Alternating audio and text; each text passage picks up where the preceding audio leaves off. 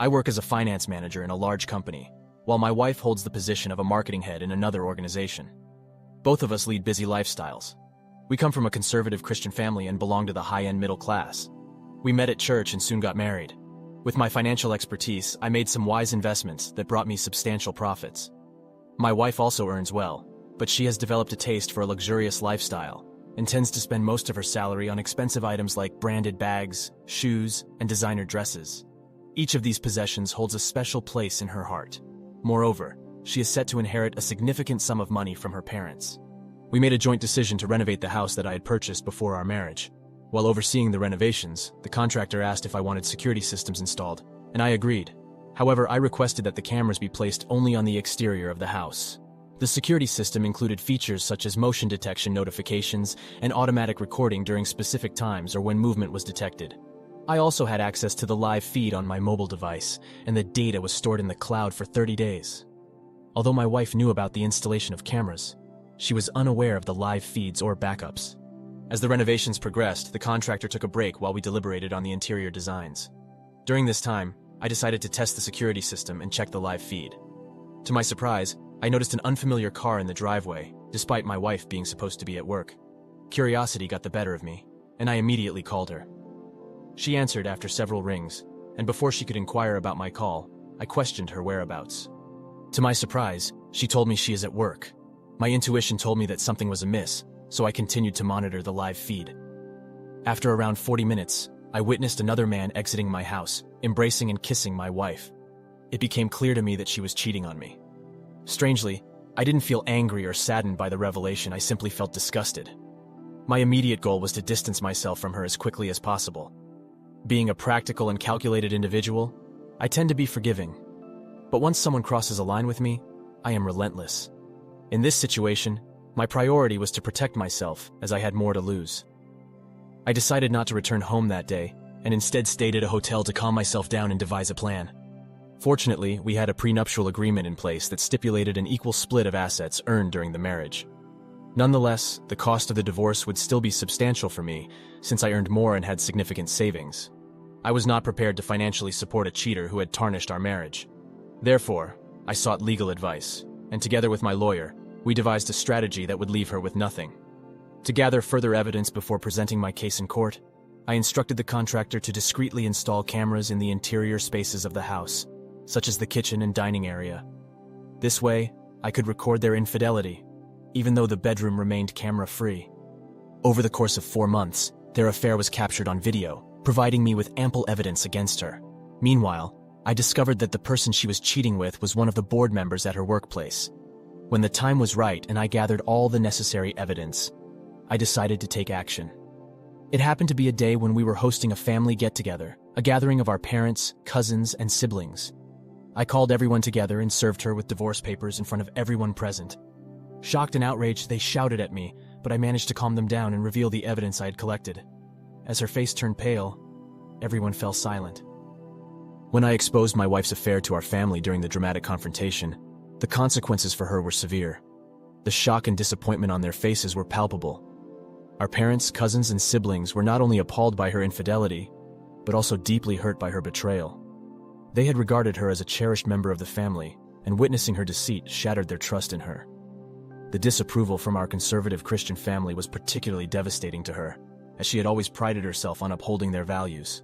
Her parents, overwhelmed with a mix of anger and sorrow, immediately apologized to me on her behalf and publicly disowned her. It was a swift and firm decision demonstrating their complete withdrawal of support. Along with their disownment came the declaration that she would not receive a single penny of her anticipated inheritance, which she had counted on to maintain her lavish lifestyle. This abrupt loss of financial security further added to her despair. Leaving the chaotic scene, I returned home, packed her belongings, and placed them outside the house. I messaged her to inform her about her things, locked the house, and went to stay with a friend. Within half a day, she had gone from being the perfect trophy wife to being homeless. She stayed in a hotel temporarily, since none of her family or friends were willing to assist her. She tried desperately to call me, begging for forgiveness and requesting a meeting. I eventually agreed to meet her. During our meeting, she pleaded with me to take her back, blaming the other man for the affair and making various excuses. However, she couldn't provide a satisfactory answer to the simple question of why she did it. Realizing that her pleas were falling on deaf ears, her tone suddenly changed. She transformed from a devastated and remorseful wife to a cunning and arrogant woman. In a haughty manner, she proclaimed that she would take half of my money in the divorce and find a wealthy man to support her. With those words, she left. That moment felt like a punch in the stomach for me, and it was then that I resolved to utterly destroy both of them. As the legal proceedings unfolded, she received a shocking surprise. There was nothing in my name. Since I had bought the house before her marriage, it was untouchable according to the prenuptial agreement. Furthermore, all other assets had been transferred to my father's name 3 months prior. I only had a few months' worth of money in my account. She fainted upon realizing that there was no way to circumvent this situation. They couldn't prove that my divorce was premeditated since I had informed them of the affair only 2 weeks prior and presented evidence for that period alone. Additionally, their attempts to prove that I had accessed the CCTV footage more than a month ago failed since the backup files were automatically deleted after 30 days. However, I had those recordings safely stored on a flash drive with my lawyer as a backup. The harsh reality began to sink in for her, and I witnessed her slowly crumbling. The divorce was finalized, and she received nothing from me. In a final blow, I sent an email to her company disclosing the affair with the board member, providing irrefutable evidence. Fearing the negative repercussions and potential damage to their brand image, they made the difficult decision to terminate both her employment and the employment of the board member involved. This left her without a job and faced a severe blow to her professional reputation. In the field of marketing, where connections and a pristine reputation are paramount, the damage caused by her affair was irreparable. Word traveled quickly within the industry, and her infidelity became a known story. Potential employers, weary of associating themselves with someone whose integrity had been compromised, were reluctant to offer her new job opportunities. The marketing world is tightly knit, and her actions had effectively closed many doors for her. Left with limited options, she eventually managed to secure a mid-level job at a telemarketing company. The position offered her a meager salary, significantly less than what she had been accustomed to earning. The abrupt change in her financial circumstances forced her to make drastic adjustments to her lifestyle. She found herself struggling to make ends meet each month, unable to sustain the extravagant spending she had indulged in before. In an effort to manage her financial situation, she resorted to selling the beloved designer bags, shoes, and other luxury items that had once symbolized her lavish existence. The act of parting with these prized possessions, each representing a significant investment at emotional attachment, served as a constant reminder of the downfall she had brought upon herself. As for me, I put the house up for sale, fetching a price higher than the market value. I took a month-long break from work, traveling during that time. Upon returning, I switched companies and began seeing another woman. Now for the top comments.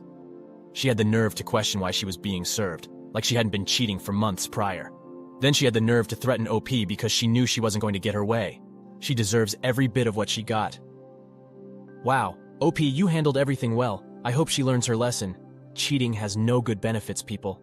Her parents are well-principled. They knew she was wrong, and they did the right thing. I wish you well, OP.